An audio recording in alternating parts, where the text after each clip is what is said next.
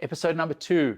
I was very happy to do this, well, let's call it conversation, with my friend and partner. We founded a company called ZMT Europe together, which is known as Zomato Portugal.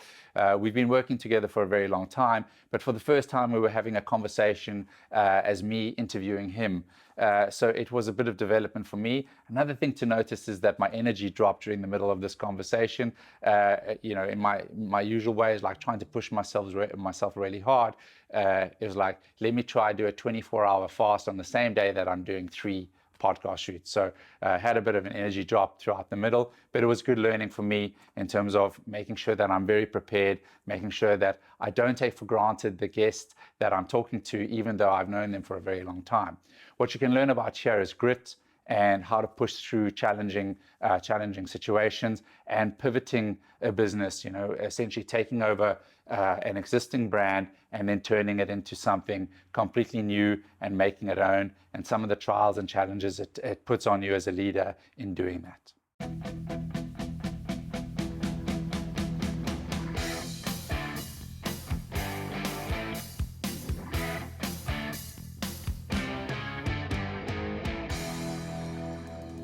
Dude, congrats on Zomato. I've been on a long journey with you in Zomato.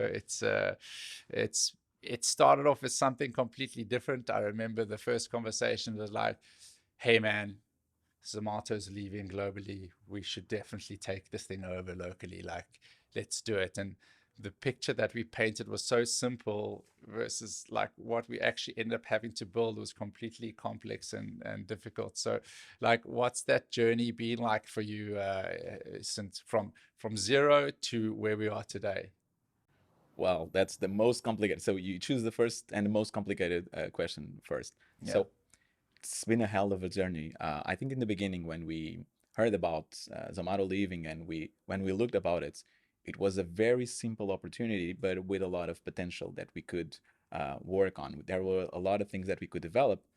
And I think that most of the team being there for a couple of years already, or some of them for 5, 6 years, Yeah. it kind of painted as a picture where we knew that there were multiple avenues that we could actually cross and that we could travel Yeah. to find something different. But we also knew that most of the success of the company was also due to the labor, to the work that we did.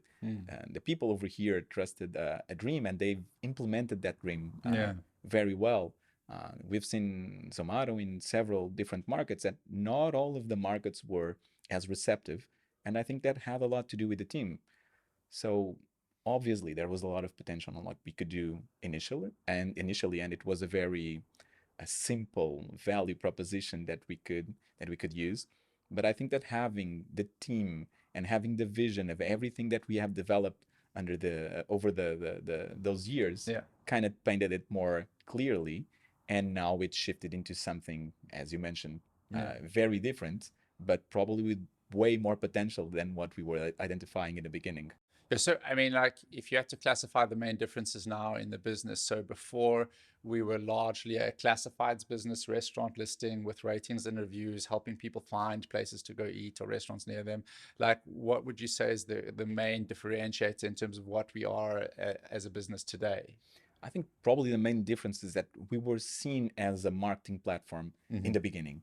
That was a lot of what Zomato was. Yeah. Right now, we are more of a data platform that using that data can actually enhance the life of restaurants doing business, because we can advise what they can do. Also convenience for users, because that information on user behavior can actually be used to give them more convenience so that they can use it more freely, independently, and with more information. And then there's a lot of insights about industry as a whole that not only brands working in this sector have a lot of interest in knowing more about, but it's also interesting to make sure that all of the food sector, not only in Portugal, but hopefully in other countries, can also be advanced and that we can contribute with all of this data that we are gathering now. So yeah, so I mean, like practically, like this, there's a lot. Like, you know, it's just like you said, like when I asked you to be on the podcast, like I'm not sure an hour is enough. Like you can keep pulling this thread out in terms of data, and it tends to be what data does represent is a lot of opportunity. Oh wow, we can do this, we can do this. But practically, I mean, like let's talk about it from a user perspective. What will the data do? And from a restaurant perspective, what will the data do? And then from an industry perspective, what will the data do? So one of the very interesting things is that right now, since we list all of the 52,000 restaurants that exist in Portugal, all of them are listed on the platform. Yeah. We can actually know how many bitoques or bolognese are served in different restaurants. We can go to the recipes and understand what is there. So we can actually not only understand how they are represented in the menu, Yeah. but we can also understand what their consumption represents to the user. And since that menu information is just one side of the information, Yeah. it can give you pricing, it can give you all of this. But if you then broke all of the other aspects that we have, from photos submitted by the users, reviews submitted by the users, all of the info that goes in their spec sheets also from the restaurant side, you can actually tell the user what he's eating, even if the restaurant is not completely active on doing that part. So we can act as mediators between the restaurant information, their menu, their calories, the main nutrients that they are consuming, and the convenience for the user of knowing exactly what he's eating, when he's eating, and even taking that a notch further and connecting to the producer directly. So we can understand that this is a set of restaurants that not only align to what he expects to eat, but also, ethically speaking, it aligns with their own set of beliefs. Yeah, that's like really interesting for me, because I think what it also tends to drive then is a large component of discovery that isn't true of all eaters, right? Like when we tend to eat, we have a select view of a select pool of restaurants that we go to regularly because we know quality, etc. And so Zomato started solving that in a light way first. Ratings and reviews, go here, it's good. You can venture out of this zone here and go try a pizza somewhere else. But now with data and understanding that, we can say, hey, well, you know, there's a different type of food that's similar to a pizza and your profile likes this, so why don't you go and try that? So we can like really push discovery into new areas for consumers without them having to be really versed on food or massive foodies themselves. We can draw different consumption patterns.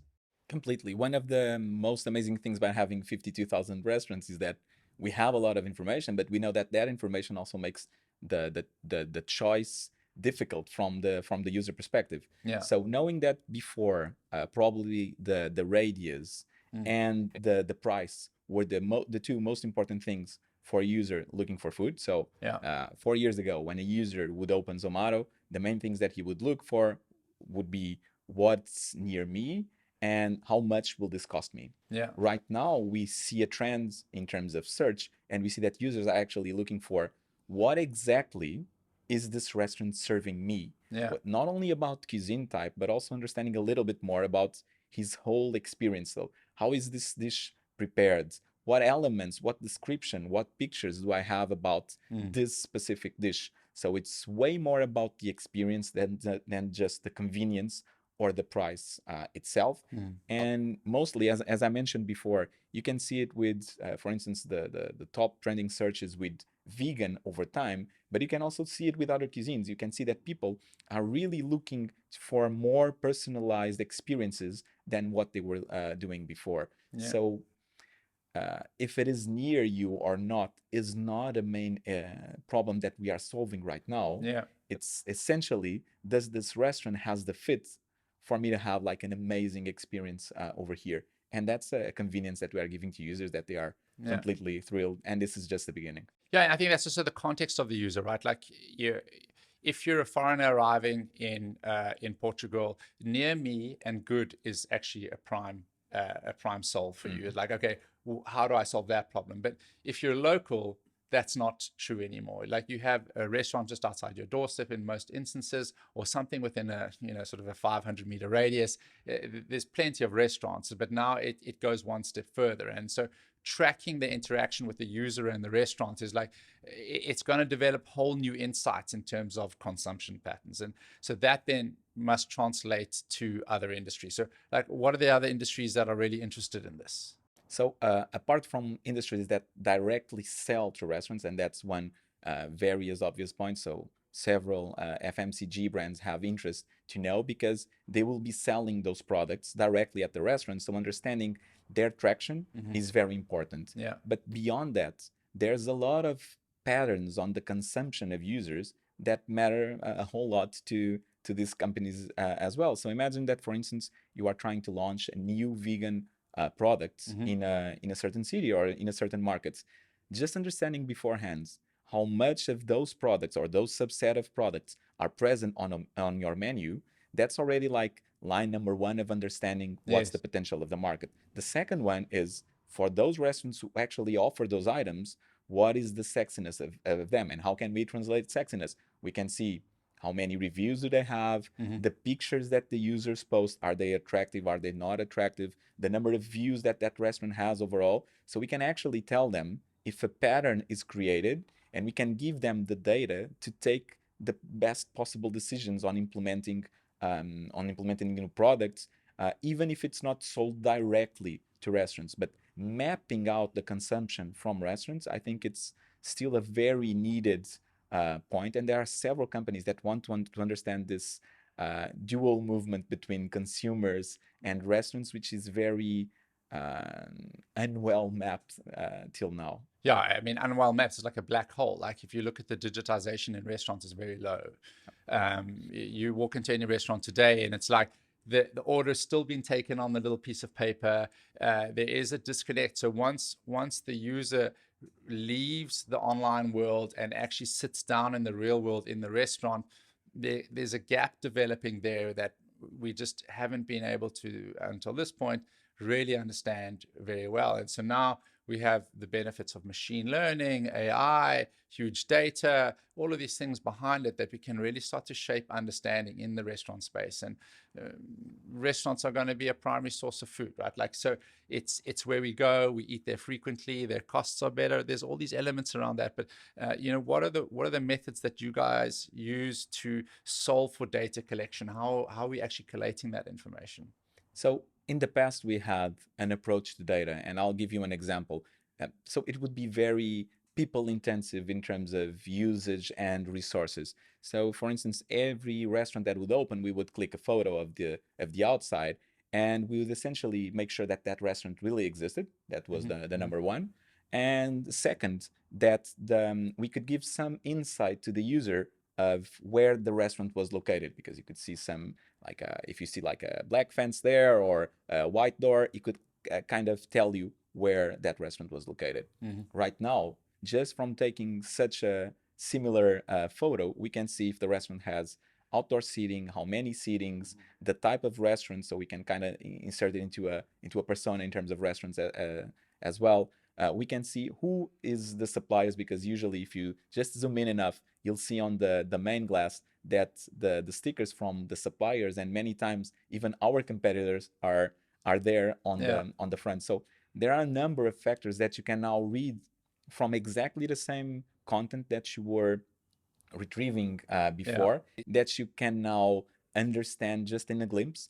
5 photos can tell you more about a restaurant than a full hour of overview and briefing could probably tell you in the past. Now, there's always a human component that adds additional layers, but that's where the beauty of the users and the gamification also come to play a very important part. Yeah. Because when we combine the information that we now collect in a more autonomous way and in a smart, and especially using AI, which has been very used in this last couple of months, and combining it with all of the user generated information, then that's where the insights actually starts taking place. Because the relationship of people and the machine is going to change somewhat, right? Like before, it was very people intensive, go out, take the photo, but then not looking back at the photo, it would depend on the data that was collected at the time by sort of the human or the Zoman sitting there saying, okay, I have to now enter all this information into a database and upload it to make it accurate. Now we're saying, like, in that image, all the data is there. Machine learning extracts the data, and now a human just verifies that there's no errors in the data extraction. So it must optimize things significantly. So, like in terms of mapping a city, what's the time difference in terms of mapping a city? So before you could have a similar city to Lisbon, it could be like a 2-month process with 7 to 10 people just doing all of the sourcing. But then you still have to do the QC to make sure that it would go live. Yes. So we can say easily 3 months and a set of 10 people Yeah. just to launch a city similar to Lisbon. Right now, we are launching cities that are a bit larger than Lisbon, Yeah. and we are doing this basically in a week, Oh, wow. and then an additional QC of 1 week to 2 weeks, depending on the complexity and also the complexity of the sources, digital sources that exist in those countries. So we can cut easily from 3 months to 2 full weeks to launch a city. That's crazy. Like if you just think about that, I mean, I was listening to a podcast this morning about quantum computing and how things are just accelerating far beyond what we can really imagine in terms of what is capable. And already just in the last sort of year, what we've been able to optimize in a business in terms of reducing time and human effort to achieve the same thing, the speed at which cities can be rolled out, that's really, really super valuable. How does it translate to benefit to the restaurant? Like, what is the restaurant getting out of this? So one of the things that you can see, and not only here in Portugal, obviously we know the Portuguese ecosystem very well, but what you can see is that unlike, for instance, the supermarkets, restaurants really work in an aisle. It's like they are completely isolated from other restaurants, and unless they are part of a bigger chain or a bigger group, they usually are very small units with a huge capillarity, but they don't have all of the tools and all of the resources to do their work. Okay. So they work in silos. They are not very tech savvy and quite competitive and worried about each other. Completely. From the beginning, even from 2014, the main issue to collect data from restaurants, the main pain point was I'm not getting that menu clicked, because if the menu is online with prices, my competitor that is just on the next streets will copy my prices and I'll go out of business. So this was still something that back in 2014 and 16, this was still an issue for us to collect information. We've progressed quite a lot. We are not in the same space. But even now, when we talk about bookings, delivery, really optimizing your restaurant, you can see that there's a lot of room to optimize. Even in Portugal alone, out of the 52,000 restaurants, we estimate that 5,000 of them are capable of using these digital solutions today. So this just tells you a bit. Expands penetration quite like aggressively. And what's more than that is that now our positioning as a business is quite collaborative and less combative, right? So if an online presence exists for restaurants, it becomes a really good data source for us, and the restaurants can benefit from that data, right? In terms of building their own businesses, we're able to, sort of collate all the information, because any sort of delivery company is going to make sure that their data is up to date in order to provide services to their clients, and that becomes rich content and data for us. So data is just expanding for us, and as long as we've got a great machine to capture that and translate that to meaningful and monetizable income, it's opportunity that's really good as a business. And what are your biggest challenges at the moment? Like, what are you struggling with the most? So there are one of them will always be like the big opportunity, and the big struggle is always to make sure that we are leveraging the restaurant industry in a way that we can take part of all of the process and be part of all of the progress, but we also have the other side. So it's always a struggle to make sure that the solutions that we are presenting, even if they are not completely understandable now, they can be rolled out and have an impact in the restaurants, and then that creates kind of a movement that expands towards other restaurants. So being the pioneer, being in the forefront of a segment such as this one, where usually innovation doesn't come to play such a big component. You don't see like even delivery. You can't really say that delivery is like a big breakthrough in the restaurant business. You've seen this especially in pizzerias. For the last 30 years. So it's not the oldest delivery model, right? Exactly. So it's not completely new. So whenever you're trying to introduce innovation into a system or to a sector that is less prone to have this type of innovation, there's always a friction, and there's always a breaking point where you have to understand exactly how you will expand further, and that puts opportunities in terms of expanding not only nationally but also internationally. I would say that Yeah. that is one. I would say that probably the second one is making sure that all of the legacy that we have as Zomato, as a brand, with all of the work that we've built here over time, that was very much marketing focused, and now doing the switch for a more data insightful approach is something that takes some time.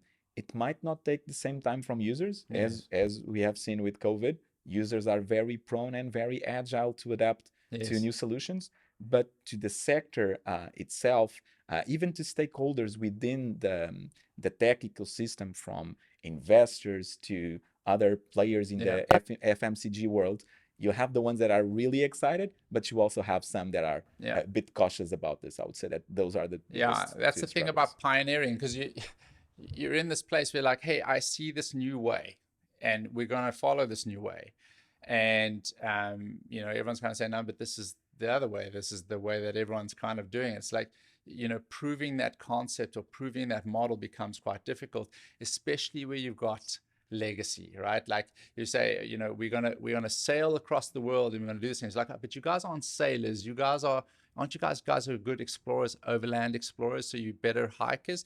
Yeah, but we know that we can sail. We've built a ship. We have navigators. We have all the right expertise. It's going to be difficult. We're not saying it's going to be easy, but we're not overland explorers anymore. So disconnecting from your legacy attachments of how people perceive you is also a challenge, as well as pioneering something new.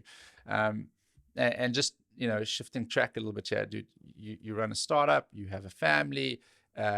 You spend a lot of time in the office. How are you finding balance, and how are you sort of making progress at the moment, personally?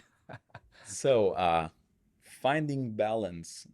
So I think that the vision and the drive is one of the things that helps you to find balance.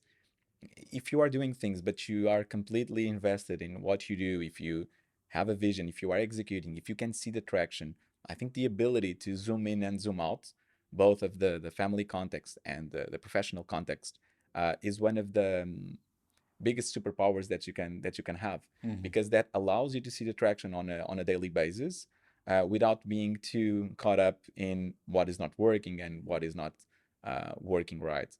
One of the things that we had in the strategy was, we obviously had a moment where we would be replicating and creating a lot of the solutions, and then we would go into a point where we actually grow our new solutions. Yeah. Since the first part, I'll tell you quite plainly, it was very difficult because it was a lot of time. It was difficult to have other people in the same mindset. There was a lot that were um, just in a couple of people that were in their heads, and they had to share that message because it was clear for them and not for everyone. So Mm. during that time, there were no shortcuts. Yeah. So balance was definitely not there. But I see that phase most as a sprint Yes. that had to be done till we reach a certain margin of the river. Right now, we cross the river. We are on the other margin, and we got into a new space. We have new people joining that are on that margin, so we can now progressively take more delegation on stuff, and we can have new vision Yeah. incorporating the ones we have. On a family perspective, it's still not easy, but I don't find the path of building such a company as the one that we are building Mm. a very Easy task. easy task to do. Yeah, you have to create.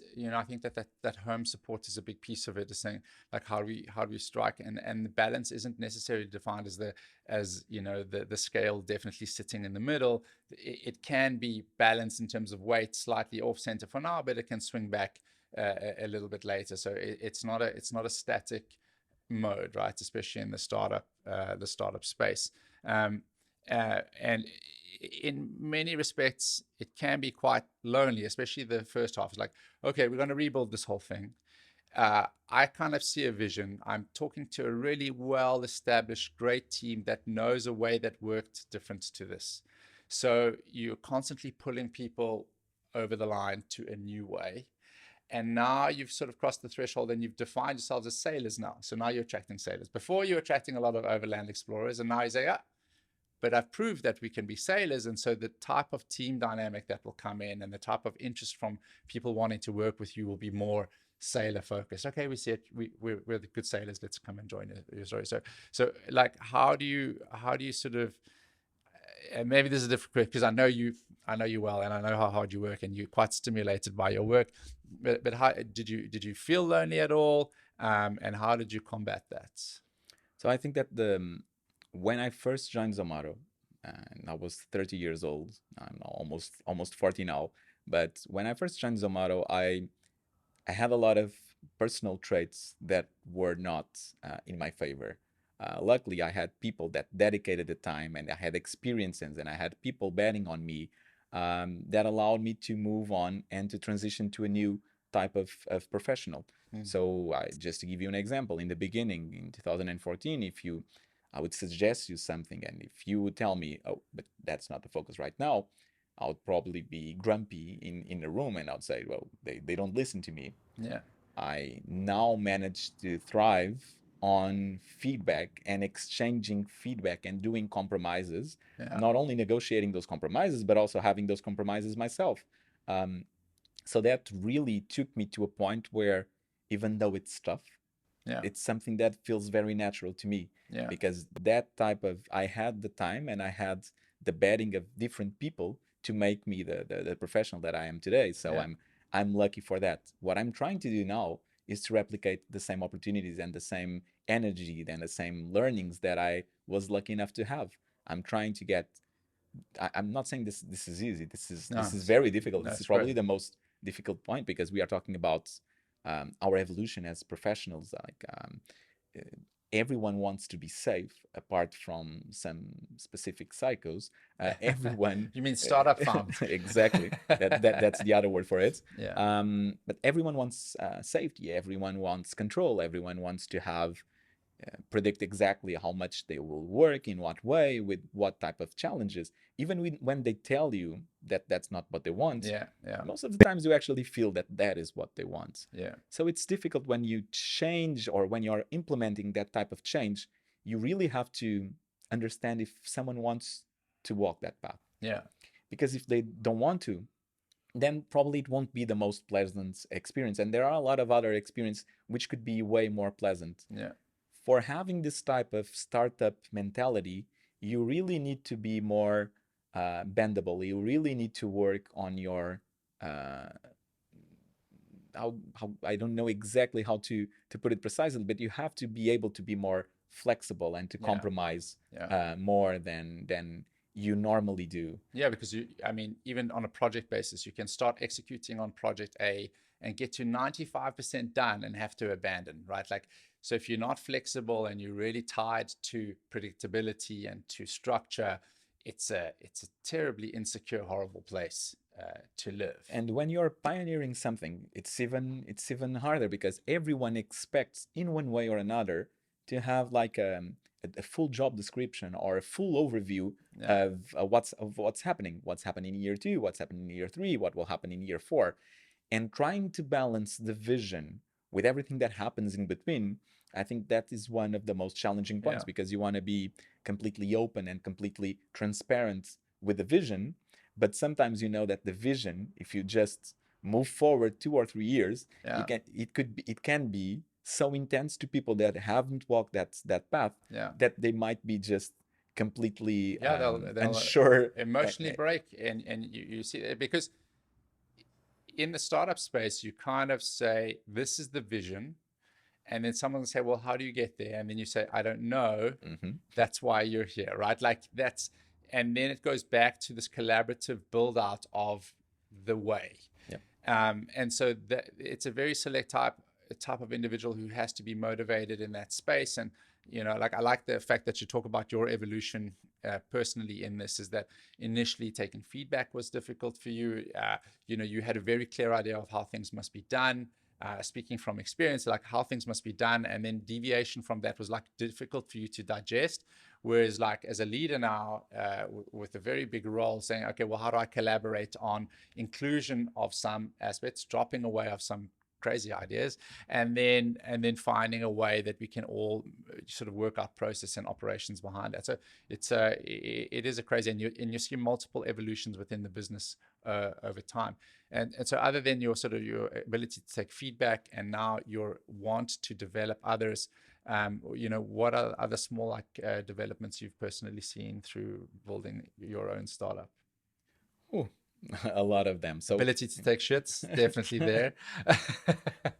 so I again, and combining with the ability of taking feedback and negotiating that feedback and understanding all of that, there's a lot of compromises that you have to do. There are additional stakeholders that you need to do compromise, and you have to understand that not everyone is exactly at the same wavelength that you are in. Yeah. So be it a client, be it a prospect, be it a brand, be it a restaurant owner, it really doesn't matter. You have to understand that sometimes it's not only the type of information that you are conveying, is also the way that you are conveying a message. So I had to work a lot on my chameleon skills to make sure that Yeah. I can adapt more to the environment where I am. And I think that's probably one of the most interesting points, because if you really want to succeed in the restaurant industry at scale, you have to understand that you have small bakeries, you have everyday restaurants, you have Michelin star restaurants. So there's quite a different set of approaches that you'll need to take and to solve for all of these issues in all of these different establishments. It's not the Yeah. same. It's not definitely not a one The size owners fits are all. quite different. You have a Completely. 100-year-old family business versus like new hip, just launched, massively successful like breakaway trending restaurants. So the characters that exist day to day are completely different. Completely. You can't even like iron out all of the personas that you have, because dealing with the with the marketing person from the, for instance, the highest selling beer brand in Portugal, with a small restaurant, and just having the ability to shift in a couple of hours, Yeah. that really was a big lesson. Before, I had to take hours of Yeah. getting ready, getting in the zone, Reset. and today is much more of what do I have to do tomorrow, and Yeah. I can work more on that way. So that was something that I really learned. Another one was going to meetings with a set agenda.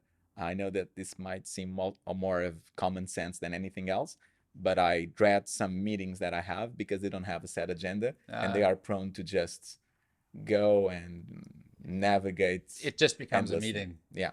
So we met. Nice to have met you. And then there's like very little Yeah. takeaway from that. And that's very complicated. And the other thing, and it's very connected to this, is that I've managed to sharpen my mind on the product or the matter that hurts someone the most.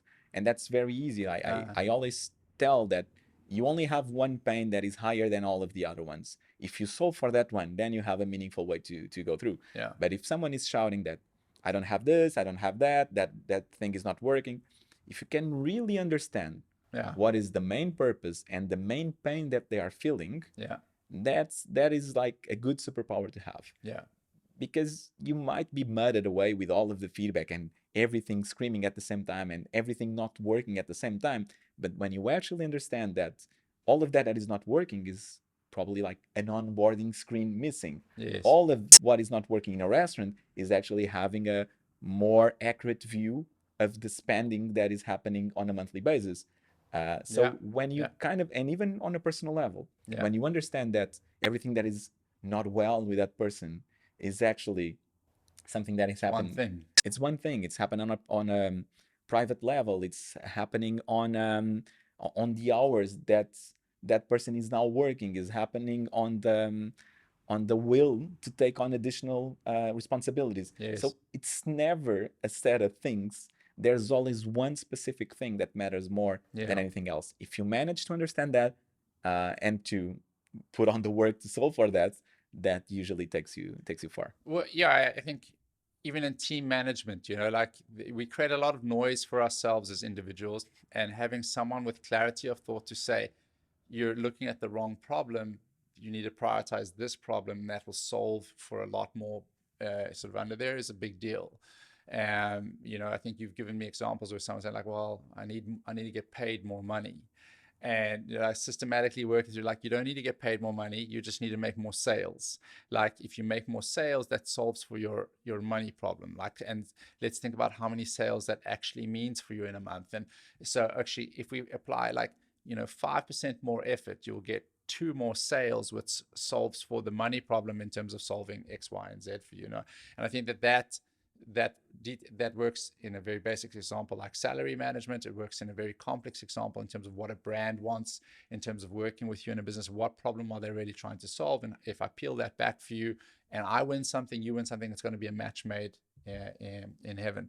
Yeah, I think also as we evolve our businesses and we develop our businesses in difficult and complex industries, we have to often look back and say, oh, well, uh, you know, are we still in the right context? Are we still solving the right things? Because you can get caught up in the legacy solves that actually don't exist anymore. Have you had any experience with that? So in our case specifically, it's very easy to be caught up in the legacy. I think one of the things that helps is when you really have the will to innovate, to do something new, and to break your resistance to change. Yeah.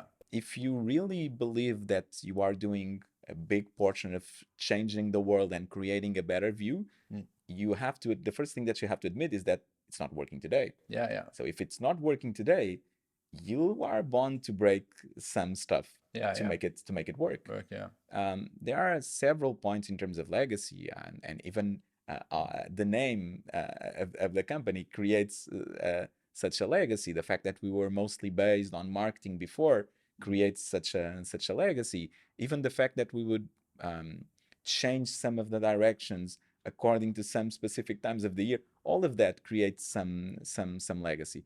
I think managing that at a team level, it's not always easy, because there's a point you have to do like this self-assessment that usually is a pre-work before you do an assessment with someone else from your team, with your team lead, with anyone else. You really have to understand as an individual what's your own framework in terms of thought.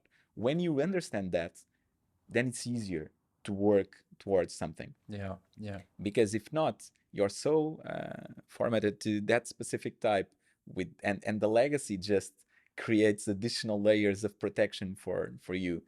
I personally love breaking legacies, so that's a good feature. You like doing really difficult things, and it was creating like constant feedback loops, or the discipline of creating feedback loops for you to evaluate whether today is still true, right? Like, is the information that I'm operating on still true? Because that opens possibility for you. Like if you carry on the basis that, and that's why industries get disrupted. They carry on as if this is the truth, and they don't acknowledge that the way their customers interact with them has changed, the way that people source information has changed, the way people pay for things has changed. Like there's so many new disruptions happening from a tech perspective every single day. The context of your customer is always changing, the context of your business is always changing. So feedback loops are really important for you to step back and evaluate and say, yourself, do I still have to do this the same way? It seemed like a really difficult way. As startup founders, you're forced to do it often because you're always trying to optimize. I need more time. I need more breathing room. I've had a lot of letdowns. I've had a lot of sort of rejects. And so you're constantly on this treadmill of self-evaluation, self-reflection, and finding a new way. You must have experienced some of that in terms of great teams. Then we definitely know this to be true, is that you're part of a global organization. Now you're part of a small startup organization. A lot of the support that you used to lean on has completely disappeared. How do you get people to sort of over the line say, hey, this is now on you. You don't have Big Brother helping you out anymore? I think that's one of the crucial points to solve on an everyday level. You mentioned one important thing, which is the feedback. So just taking that point, before you would have, even on a sales team perspective, you would have a team out there selling it. It would be kind of a binary process. Either it's sold or it's not sold. Is it the product entered this outlet or it didn't? Yeah. And that was mostly it. Right now, the feedback and the quality of feedback that you can have from that interaction alone, Mm. I'm not saying that it's more important than closing the deal. It's always important, and that's why we developed an entire set of products so that we can always have a closure in different outlets. But the feedback that we can extract Yeah. make us at scale rethink if we are doing the right job or not. Yeah. And if we are not, it automatically puts a mind frame of saying, then what do we need to do this better? Yeah. And I think that's one of the most important points. You have to do your work with the tension of getting the full understanding of what worked and not worked. Yeah. Yeah. Because most of the other skills, you'll kind of get them along the road. Yeah. Yeah. I Yeah. consider myself to be a good salesperson right now, and I started my career as a translator. So Yeah. I wouldn't say there was a lot of academic training to do what I do now. But one thing that exists is the ability to go and to really understand what's the pain point Yes. and how can I solve for that. And Yes. if on an everyday basis you are getting and retrieving that feedback Yeah. and using your product, is always, you are always thinking about your product. Yeah. You never take your product as done, as completed. Yes. Every day that feedback, before you could justify it easily as, okay, that client is not a fit. Yeah. But right now you can say, well, it's not a fit because that feature XYZ is Yes. not developed Yes. in a way that we can capture their attention. So that constant feedback loop is actually Yeah. what gives us the ability to question what we are doing, and to break many of these barriers. And it'll mentally change your approach to things, because if you have one defined outcome that you want from any type of exchange and you don't get that, you don't go back and evaluate the process to get. So a simple example like sales, like I pick up and I do a cold call and I phone someone, a customer, and say, hey, can I speak to the manager? No. Okay, thanks. Hang up the phone. You've actually lost, because the only objective was to speak to the manager. But you say, okay, well, I'm going to find out a lot more about how this place operates. So like, hi, can I speak to the manager? No, you can't speak. Oh, is the manager not available at the moment? No. Why is that? Are they not coming into the office this time, or they're not available? What shifts do they work? And you go on like an exploratory process with the person that you're speaking to.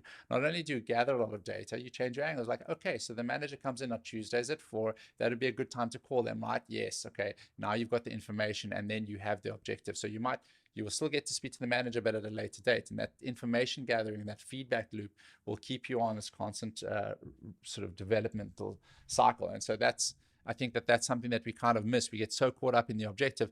I must launch my startup. I must scale my business. I must get 10,000 users. And we don't look at sort of the data or the flags behind that are indicating for us on how we get to that success. The ideas are a lot simpler when we think about them first, but the execution on them is where the learning is, Yeah.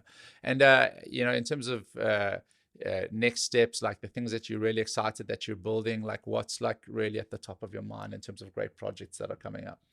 Well, there are a lot of projects because right now, again, as we moved from more of a marketing platform into a data platform, this actually start touching a lot of other different areas that we can impact very positively. So on the health side, just alone on the health component, we can actually start introducing comportamental nudges to help people choose one thing instead of another. And when I say this, I'm saying this without any loss for the restaurant, Yeah. and it might even help the restaurant to have a better offer. So we can actually, with our product today, we can do and have an impact in terms of consumption and making sure that the users are consuming exactly what they want and making this fit. And this fit will not only increase the knowledge of their clients from the restaurant side, Yes. but will also give even health authorities the knowledge of what is working and what not. Yes. Usually, these health policies have a lot to do with a lot of stakeholders align. It takes a lot of time. It's very dated. Mhm. And right now, you can really have a system that almost immediately can share the feedback of what is working, what is not, Yeah. and that will help in terms of improving new capabilities even to our health system and taking Yeah. better choices.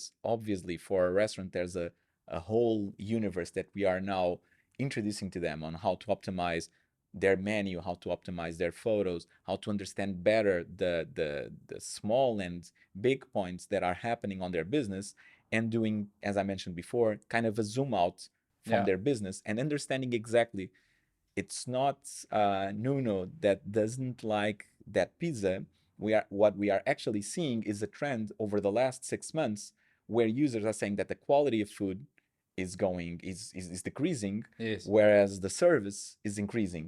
And we Yes. can understand that. We can also see that even before it becomes a real problem, we can detect all of these elements, and we can not only help the restaurants, but again, as a data platform, you can also help the public entities that, for instance, operate in that city, making sure that if the quality of the restaurant is going lower because there's like outdoor seating which is not comfortable or heated enough, Yes. then you can have authorities have an impact on restaurants Some and sort of benefit in terms of here we will launch an umbrella campaign in the city and completely. whatever, so they can actually support them. And for Oreca brands, exactly the same. Right now, they are still spending most of their budget on making sure there is some awareness, but they are usually working with the same restaurants that they know from the last 20 years. Yeah. We Yeah. can actually give them insights that not only combine the physical places that they know with the digital impact of Yeah. communicating in those restaurants. So the possibility of having an umbrella there actually creates a lot more impressions from Yeah. a physical world and the digital world combined than let alone that small restaurant that you've interacted for the last 20 years. Yeah. That's So amazing. that knowledge really puts into perspective the way that you are doing your work and how you can 10x your results Yeah. as any company connecting with restaurants. Well, if you think about this like from a concept perspective, is that me as a marketing brand, if I think like Coca-Cola, whoever it is, if I think about it, like I used to go and have to take out a massive billboard that was at high foot traffic. But now with this, I can say, okay, we can tell you users are eating burgers in this season of the month, and this is the high sort of density of where burgers are being consumed. And most people who eat burgers tend to order it with a Coke. So if you want to drive sort of sales at that point, you need to put your umbrellas or smaller billboards around this area that will highlight Coca-Cola at the time of people sort of before they even get to the restaurant. And then when they sit down, they flip open the app, and there we can see Coca-Cola next to the burger menu. And so that all comes from understanding consumer behavior. I mean, seasonality has an impact in food. Daily weather has an impact in food. All of these things, and understanding that is really valuable information from a branding perspective. So it's basic like, well, anything in life, it's like mastering a funnel. So you know that you have a funnel for that conversion, but many brands were not looking. They were just looking at the way they were communicating to users, but not exactly the moment that they were communicating to Yeah. those users. Yeah. If you happen to use Zomato as a brand, as a service for you, you know that users, you only have people that are actively looking for restaurants or actively looking for options to eat. So when you've shown them an ad, when you've shown that brand on TV, when you've had that billboard, Mm-hmm. you can actually take usage of all of that money that you've spent already to get some awareness of the product, and you can put it in the exact moment where where users are prone to Exactly. consume. So if they open the menu and the awareness is already there, then there's a connection and there's a constancy that goes along the funnel. Yeah. And I think that's what brands are really seeing now. It's necessary to have like a full holistic approach to the way they target their users. And I know that the moment right before consumption, it's like the golden hour Yeah. to have that information shown. I mean, that's like really like, rather than spray and pray marketing, it's very specific in terms of database, data related and consumption pattern marketing. That's really valuable. But you said something much earlier, is that for me is like really interesting, is like the connection component of this, is that restaurants tend to operate as micro silos, like very competitive. I've got to protect my IP, I've got to protect my information. But by consolidating this industry and linking them together, restaurants can now look at like multiple layers of data to understand. So before that, only look at what their customers were saying. That was their only feedback. Did they like me? Didn't they? What are they eating on my menus, etc. But now we can go to like some sort of macro facts and say, in area, this is really popular. This is stuff you should serve less on your menu, like slow service is a problem, etc. And then you go up like one more layer in terms of industries, like where the industry is going. Restaurants can now look at this from multiple different layers and really build solid micro businesses without actually having to go next door and pick up the menu and have a look what's on the menu. And why is the restaurant across the road got 200 customers and I've got 10?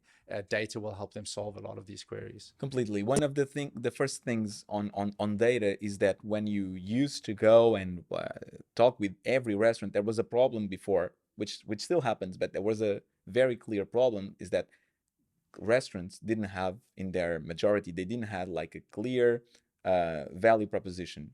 So they didn't know exactly. Even when we were setting up, for instance, an advertisement campaign, they would say, "Yeah, you pick something. It's everything is good. You can pick it from the menu. Choose whatever picture you want. Yeah. Choose whatever dish you want." And that is not the smartest way to have your campaign investments aligned. So Yeah. what we now can say is that users are looking for this. Yeah. This is what users are valuing. It's not what you think that is amazing in your restaurant. That's one thing. That's a starting point, and that's very important. Your opinion and your mindset and your vision, it's very important. But we can now back that vision with data. We can say that even though you are putting a lot of emphasis on this lasagna, we can actually say that the bitok is the thing that is actually attracting people the most by the way it is positioned on the menu, by what people are saying on their reviews, by the way they even click their photos. Yeah. And that's a very interesting point. And when you combine that information on a very siloed level with other restaurants in the zone, or other restaurants serving the same type of food, then you can have really meaningful insights. You can start using competition data Yeah. for good and for improving those restaurants, instead of just saying it's a good data to sell more and to invest more.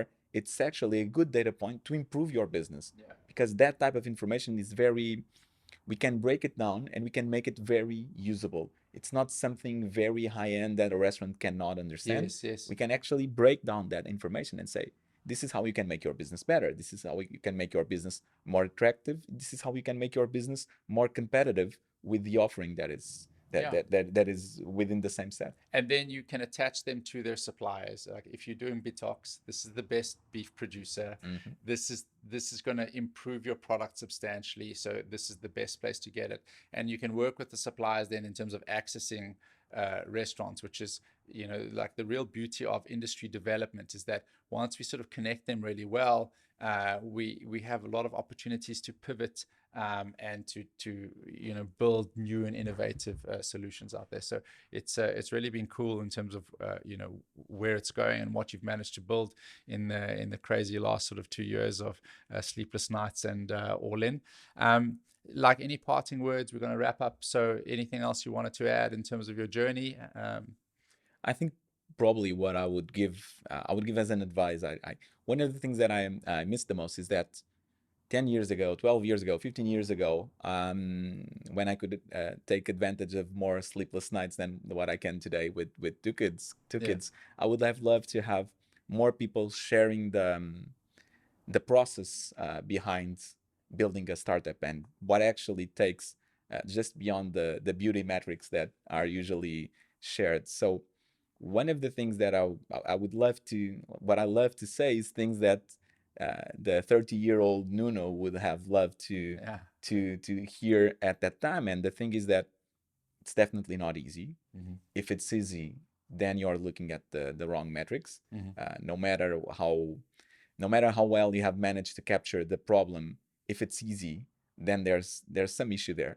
Yeah. It's usually not easy. When you're doing things with traction and with scale, it's usually not easy, Mm-hmm. but it's very enjoyable. Yeah. You can really understand when that is very well connected. Then you know that this is working. And the other thing is that don't be afraid to share your ideas. Don't be afraid to pitch your ideas to other folks, even if you don't have something clear of what is going to happen. Like Yeah. just speaking with someone that doesn't work necessarily in the same industry. This could be kind of I'm not sharing my idea because my idea is precious, and then someone might take ownership of it, and there's a lot on execution. Yeah. Most is on execution and not Yeah.